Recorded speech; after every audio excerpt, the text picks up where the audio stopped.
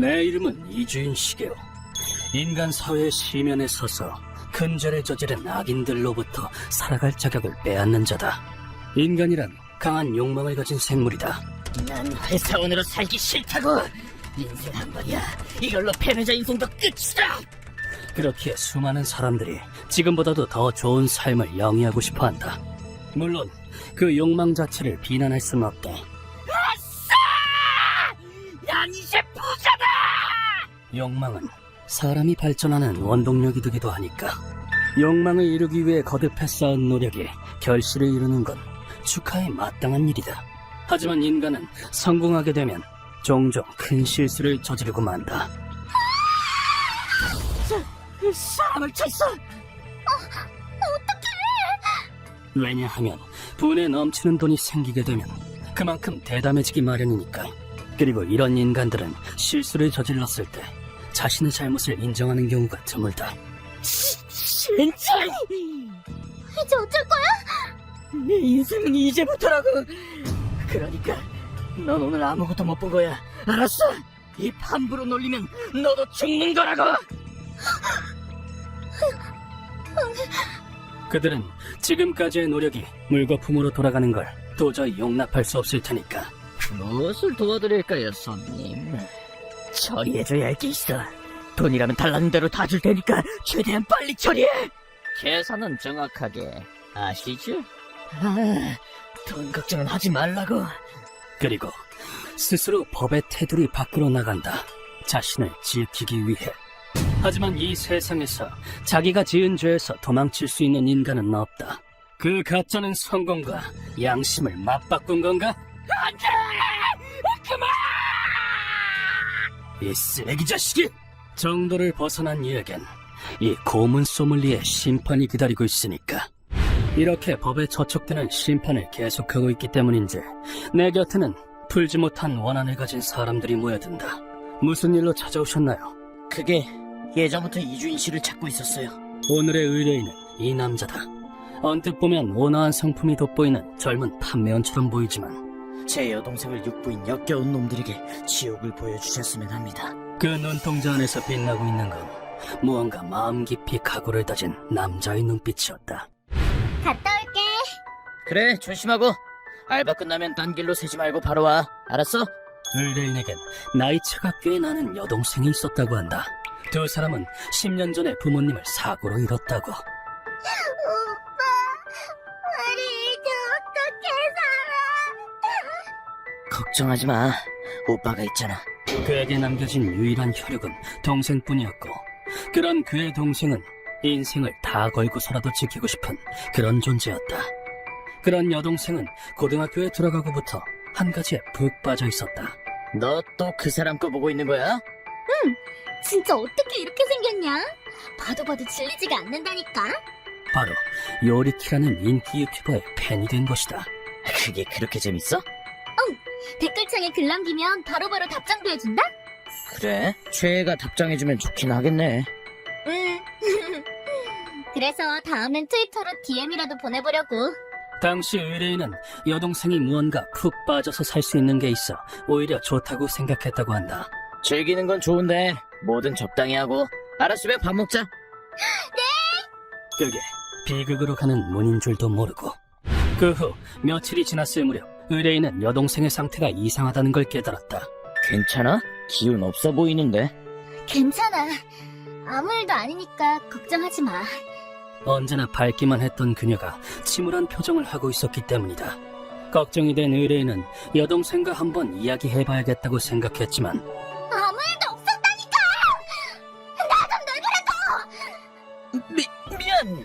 지금까지 본 적 없는 격한 동생의 반응을 그는 자세히 물어볼 수가 없었다. 하지만 그 대가는 터무니없이 무거운 것이었다. 차가워. 무슨 일이? 눈 좀 떠봐! 어느 날 아침 동생을 깨우러 간 그가 보게 된 건 침대 위에서 차게 식은 동생의 모습이었다. 의뢰인은 이런 현실을 조금도 받아들이지 못한 채로 동생의 장례를 치러야 했다. 어째서? 안 됐지. 동생이 스스로 목숨을 끊었다나 봐. 그리고 그가 유품을 정리하던 중 뭐야, 이건. 그는 그렇게 이 비극의 원흉이 뭔지 알게 되었다. 그건 바로 여동생이 그렇게 좋아하던 유튜버 요리키에게 협박을 받고 있었던 것이다. 네 예쁜 몸이 보고 싶은데 사진 보내줄 수 있어? 그래도 요리캔이니까 괜찮지 않을까? 그 녀석은 교묘한 말로 의뢰인의 여동생을 유혹해 그녀의 사진을 손에 넣었고 거기서 한 걸음 더 나아가 그 사진들을 이용해 그녀를 협박한 것이다. 제발 그만해주세요. 저는 보낼 돈도 없어요. 그래? 그럼 이 사진들은 어쩌지? 그 녀석은 교활하게도 그녀에게 자신이 협박한 사실을 철저히 은폐하게 시켰고 나 유명한 사람인 거 알지? 일단 우리가 나눈 메시지 지워봐. 지금 내가 보고 있을 때 지워. 네, 이름 좀 날리고 얼굴 반반하면 인생 껌이라니까. 그 때문에 핸드폰 안에 있는 증거는 전부 지워져 있었다. 하지만 그녀가 자신의 컴퓨터 얘기를 남겨놓은 덕에 미안해. 알아주지 못해 미안해. 그녀에게 일어난 일련의 사건의 진상을 알 수 있었다. 물론 의뢰인은 곧바로 경찰서로 달려갔다. 하지만 일본은 너무 좁기도 하고 살기 불편해서 그냥 필리핀에서 살기로 했어요. 뭐라고? 경찰이 움직이고 있다는 걸 안 그 녀석이 체포되기 전에 해외로 도망가 버린 것이다. 중범죄자라면 또 모를까 소액 피해 및 협박 사건으로는 경찰이 해외까지 신경 써줄 가능성은 작다. 범인 인도 조항은 미국, 한국하고만 맺은 상태이기도 하고 대리 처벌은 살인처럼 중범죄에만 해당하는 거라서요. 그게 무슨... 요리키는 사실상 법적 책임을 지지 않아도 되게 된 것이다. 녀석이 제 동생을 죽인 거나 다름없어요. 그런데 겨우 외국으로 도망갔다고 손 놓고 봐야만 한다니. 무슨 말씀이신지 알겠습니다. 동생에게 지옥을 보여주세요. 부디 제 동생이 그 생명의 무게를 알게 해주세요. 피를 토하며 피눈물이 흐를 정도로 그는 내게 호소했다. 원념과 증오에 점철된 부탁. 알겠습니다. 이번 의뢰 제가 맡도록 하죠. 감사합니다. 그에게 남은 단 한 명의 가족조차 부조리하게 빼앗긴 그를 무시한다는 건 있을 수 없는 일.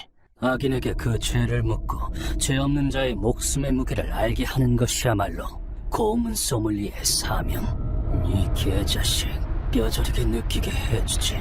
지구상 어디에 있더라도 이 이주인으로부터는 도망갈 수 없다는 걸. 네놈이 빼앗은 목숨이 얼마나 무거운 것인지 그 피와 살에 깊이 새겨주마. 우선 녀석이 어디에 있는지 파악하기 위해 나는 정보상에게 그 녀석의 위치를 의뢰했다. 그 녀석 원래부터 하는 짓이 저질이던걸. 인기를 미끼로 더럽힌 여자가 한둘이 아니야. 뼛속까지 쓰레기다 이건가? 그의 소속 사무실 측에서도 몇 번인가 주의를 줬다는 것 같지만 소기의 경읽기나 마찬가지였다고. 그래서 녀석이 어디 있는지는 알아냈나? 당연하지. 방송은 꾸준히 하고 있는 덕에 쉽게 찾았어. 녀석은 지금 마닐라에 있어. 정말이지 조심성이라고는 없는 게 풋내기가 따로 없군. 타깃의 꼬리를 잡았으니 다음은 무대 세팅이다. JJ 오랜만이군. 오, 시계 자넨가? 그간 잘 지냈고? 나는 필리핀에 있는 지인에게 연락을 넣었다. 이 남자는 JJ로 표면적으로는 필리핀의 한 교회에서 목사로 일하고 있는 쾌활한 남자다. 목사님, 저 오늘 시험에서 90점 받았어요. 그래? 아이 그럼 10점만 더 받으면 목사님이 데이트해줘야겠네. 에이, 필요 없어요. 하지만 그의 또 다른 얼굴은 쓰레기 새끼, 넌 곧 감전사야. 그래도 마지막 참회 말 정도는 들어주지. 살려. 나와 마찬가지로 법의 테두리 밖에 숨은 쓰레기들을 사냥하는 고문 소믈리에다. 일본에서 쓰레기 한 마리가 그쪽으로 도망가서 말이야. 고물실을 좀 빌리고 싶은데. 오케이, 언제든 사용할 수 있게 준비해두지. 이쪽으로 넘어오면 연락하라고. 이걸로 준비는 끝났다. 이제 남은 건 실행에 옮기는 것뿐. 루카와, 우린 내일 마닐라로 간다. 알겠습니다. 무슨 일인지 여쭤봐도 될까요? 사람에게 포기한 유튜버에게 태어난 걸 후회하게 해줄까 해서 말이지. 네. 그리고 다음날 첫 비행기로 우리는 필리핀의 마닐라로 향했다. 이번에 마닐라에 가면 JJ가 도와줄 거다. 그 사람은... 알겠습니다. 참고로 나는 가끔 마닐라를 방문하는데 그건 일본의 쓰레기들이 자꾸만 마닐라로 도망치기 때문이다. 현재에 도착해서 정보상에게 받은 정보대로 마카티 지역을 둘러보니 물가가 싸니까 천국이 따로 없네. 재패니즈 유튜버 최고다. 녀석은 멍청한 얼굴을 한 채 매일 밤 노는데 정신이 팔려 있었다. 죄를 짓고 국외로 도망친 주제에 꽤나 재미를 보고 있는 것 같군 그래. 저 새끼 쥐꼬리만큼도 반성하는 기미가 안 보이잖아. 잘생긴 건 만국 공통이지.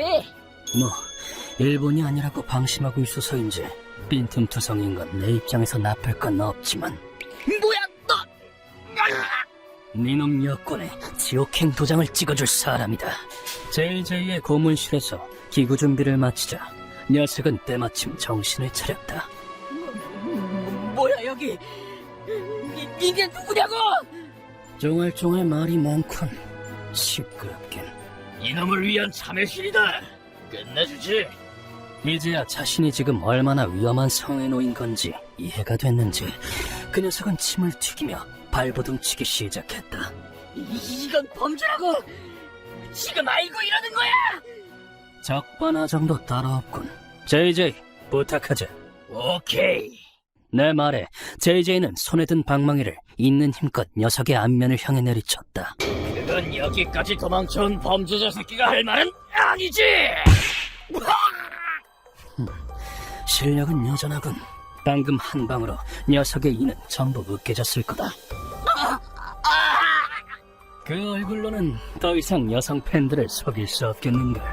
외모가 꽤나 남자다워진 그에게 나는 질문을 던졌다. 너 다 큰 새끼가 10대 여자애들을 속여 먹다니 죄의식이라는 걸 느끼긴 하는 거냐?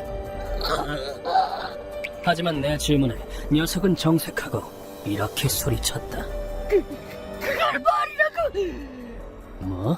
내 팬이면 나한테 도움을 줘야 하는 게 당연한 거 아니야? 멍청한 년들이야.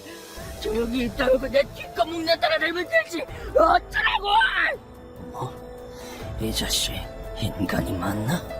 생각하는 게 짐승과 다를 게 없군. 인간의 논리가 통하지 않는 멍청이에겐 자비란 사치일 뿐. 루카와 이 쓰레기한테 지옥을 보여주자. 네. 자, 자신이 저지른 죄의 무게를 뼛속 깊이 새겨주마. 루카와는 수레바퀴 옆으로 가 그곳에 준비된 핸들을 돌리기 시작했다. 뭐야? 그리고 녀석이 수레바퀴와 바늘 사이에 끼인 순간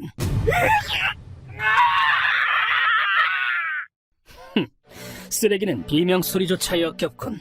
듣고 있기 힘들 정도로 역겨운 목소리가 고문실에 울려 퍼졌다. 그렇게 바늘판에서 떨어져 나왔을 땐 녀석의 얼굴은 수많은 바늘에 의해 피부가 너덜너덜하게 벗겨져 있었다.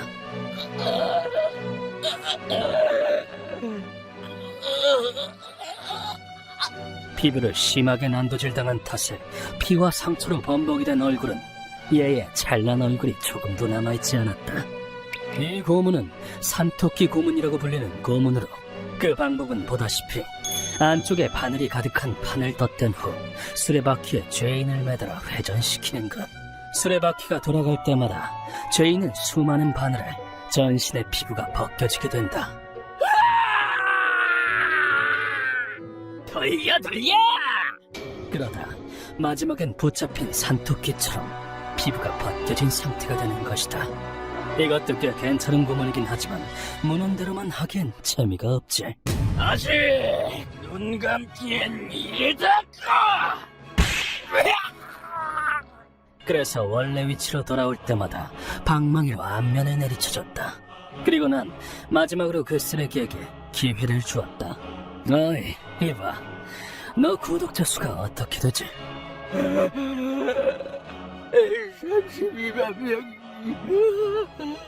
그럼 32만 번만 돌리고 풀어주지. 32만 명을 속여왔으니 말이야. 그때까지 견딜 수 있다면 풀어준다니. 나도 참 쓸데없이 친절하다니까. 그로부터 30분 후 50바퀴 정도 돌리자 녀석의 숨이 끊어졌다. 역시 쓰레기 자식들은 두개골도 약하다니까. 이제야 더러운 속내에 딱 맞는 얼굴이군 그래. 이걸로 이번 의뢰도 끝이 났다. 며칠 후 필리핀에서 일본으로 돌아온 나는 의뢰인에게 의뢰 완료 문자를 보냈다. 이걸 계기로 의뢰인이 앞으로 나아갈 수 있길. 그게 바로 천국에 있는 그의 동생도 바라는 일이 될 테니까.